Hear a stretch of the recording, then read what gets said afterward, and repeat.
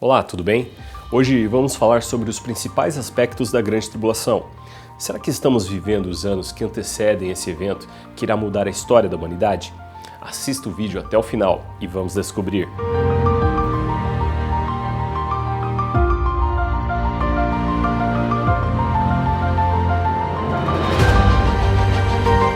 No capítulo 24 de Mateus, Jesus apresenta os sinais que marcariam o final dos tempos. Agora, terremotos, guerras, pestes e fome sempre fizeram parte da história da humanidade. E Jesus sabia disso, mas a profecia mostra alguns pontos importantes que poucas pessoas se atentam. Por exemplo, o primeiro ponto que devemos saber é como interpretar a profecia. E a primeira coisa que as pessoas precisam entender é que o verso 3 revela que as coisas que Jesus iria profetizar ocorreriam no futuro, um tempo específico que marcaria o final dos tempos. Veja, dize-nos quando serão essas coisas e que sinal haverá da tua vinda e do fim do mundo. Quer dizer, tudo que Jesus irá falar na sequência são sinais que juntos irão caracterizar o final dos tempos. E entender isso é muito importante, pois assim poderemos interpretar corretamente a profecia. Por exemplo, imagine uma pessoa lendo Mateus 24 no ano de 1905. Pergunta: o mundo até 1905 já havia passado por uma grande guerra de proporções mundiais, onde envolvera diversas nações? Não. Era possível qualquer pessoa saber se o mundo estava em guerra? Também não, pois as primeiras notícias via rádio só começaram a ser transmitidas em 1906. Então entenda, o período profetizado em Mateus 24 não poderia ter chegado ainda. Agora, imagine essa mesma pessoa lendo o texto só que no ano de 1946. O rádio já havia se popularizado, a primeira transmissão de TV já havia ocorrido há 10 anos e o mundo havia acabado de passar pela Segunda Guerra Mundial. E agora, poderíamos aplicar a profecia para este tempo? Ainda não. Por quê? Porque o texto apresenta fatos que denotam uma era onde o acesso à informação já havia se popularizado. O verso 6 diz assim: "E certamente ouvireis falar de guerras e rumores de guerras." O termo rumores em grego é akoe, e quer dizer ouvirão notícias. Ou seja, Jesus está dizendo que os eventos e os sinais que indicariam o final dos tempos ocorreriam num período em que a maioria das pessoas teriam acesso às notícias. No verso 7, ele diz ainda: "Porquanto se levantará nação contra nação, reino contra reino, e haverá fomes e terremotos em vários lugares." Quer dizer, para você saber que o líder de uma nação declarou guerra contra outra nação, a maioria das pessoas teriam que ter acesso a essa informação. E antes do advento do rádio e da televisão, isso era praticamente possível. Saber se uma nação estava passando fome, por exemplo, só se você vivesse nela. Para saber sobre terremotos ocorrendo em vários lugares, só através dos meios de comunicação que existem hoje.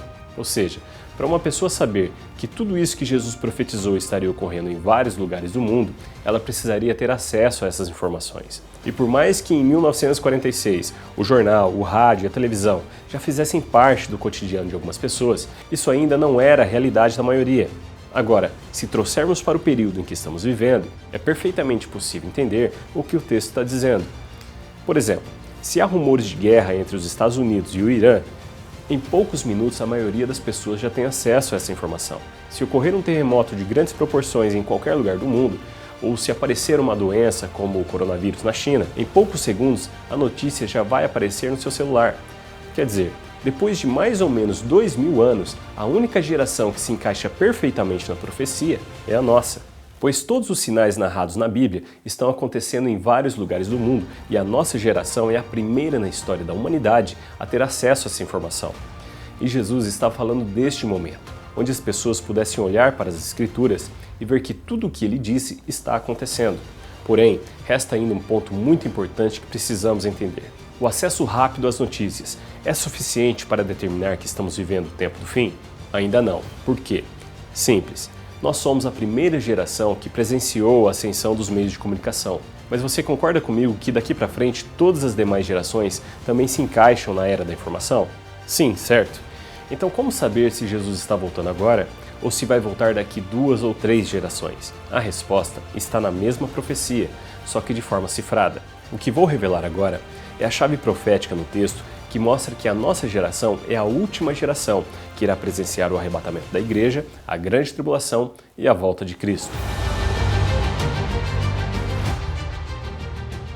Para podermos entender a chave profética, precisamos compreender duas revelações. Como você já deve saber, a palavra de Deus apresenta uma mensagem universal para todos os povos, que é a mensagem da salvação em Cristo, João 3,16. Inclusive, é a mensagem mais fácil de ser interpretada na Bíblia. Agora, já vimos em outros vídeos que Deus vê o mundo dividido em três grandes povos: os judeus, os gentios e a igreja. O que as pessoas às vezes não se atentam é que Deus também tem uma mensagem específica para cada um desses povos. Por exemplo, existem profecias específicas para os judeus. A grande tribulação é uma delas, pois representa a última semana das 70 semanas que foram profetizadas sobre eles. O texto se refere a este período como a angústia de Jacó. Para os gentios, a mensagem é que o tempo para buscar arrependimento e salvação em Cristo é agora. Do contrário, experimentarão a segunda morte, ou seja, o inferno. Já a mensagem para a igreja é a do reino de Deus, que foi o que Jesus pregou durante todo o tempo em que esteve na terra. Então, a primeira coisa que precisamos entender é que a Bíblia apresenta uma mensagem universal e também mensagens específicas para os três povos. A segunda revelação que precisamos saber para entendermos a chave profética é que a igreja é formada por dois grupos, que a Bíblia chama de virgens prudentes e virgens imprudentes, que podemos chamar também de noiva e de amigos do noivo. A noiva são aqueles que aceitaram a Cristo e hoje buscam viver o Evangelho a fim de herdar o reino de Deus. Já os amigos do noivo também aceitaram a Cristo, porém não creem, ou seja, não levam o Evangelho a sério.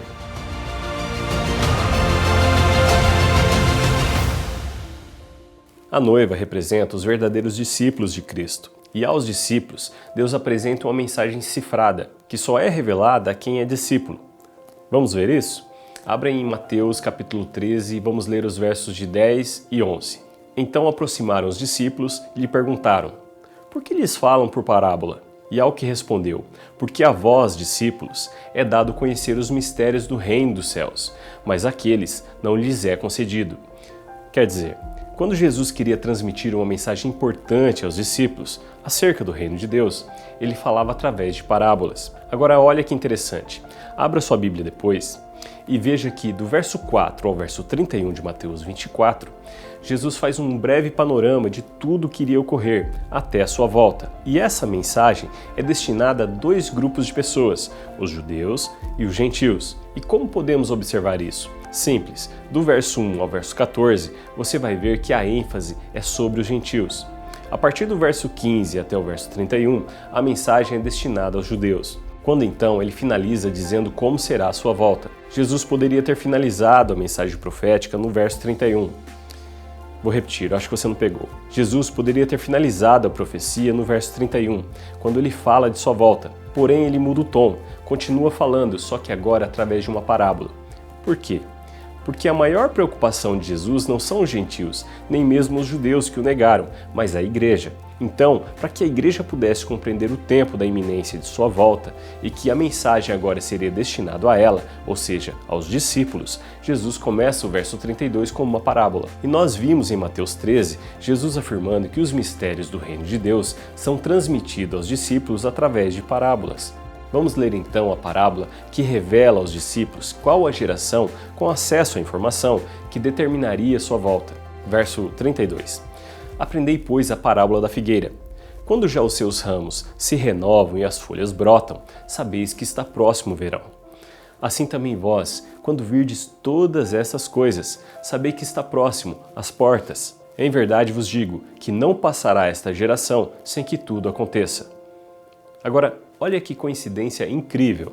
Ao mesmo tempo que os meios de comunicação começavam a se popularizar, duas profecias relacionadas a esta parábola da figueira acabavam de se cumprir. Uma em Ezequiel que diz: assim diz o Senhor Deus, hei de juntar-vos do meio dos povos, e vos recolherei das terras para onde fostes lançado, e vos darei a terra de Israel. E outra em Isaías que diz que a nação nasceria em um só dia.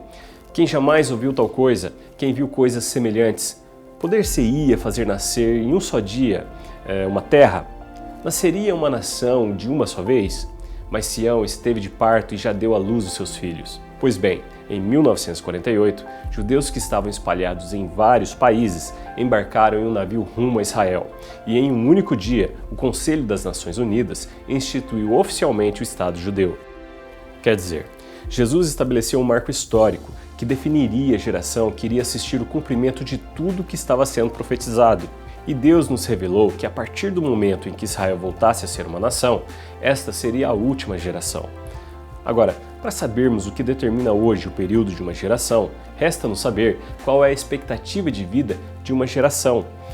Então eu fiz uma breve pesquisa sobre a expectativa média de vida das pessoas no mundo e peguei os 10 países com as maiores expectativas de vida, inclusive Israel, e somei e dividi por 10. Resultado, 84 anos e meio. Porém, a expectativa de vida nesses países sobe um pouquinho todos os anos, então vamos considerar 85 anos. 1948 mais 85, chegamos ao ano de 2033. O verso 34 diz que esta geração não passará sem que tudo o que ele profetizou aconteça.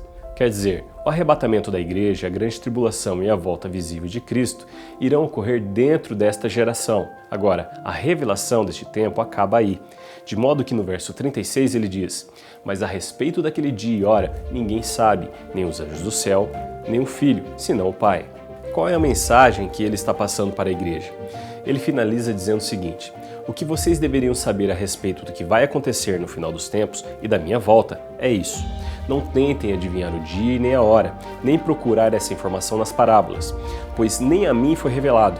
É evidente que ele diz isso para que a igreja viva em retidão e atenta aos sinais. E é sobre esses sinais que iremos falar no próximo vídeo. Que Deus te abençoe e até a próxima!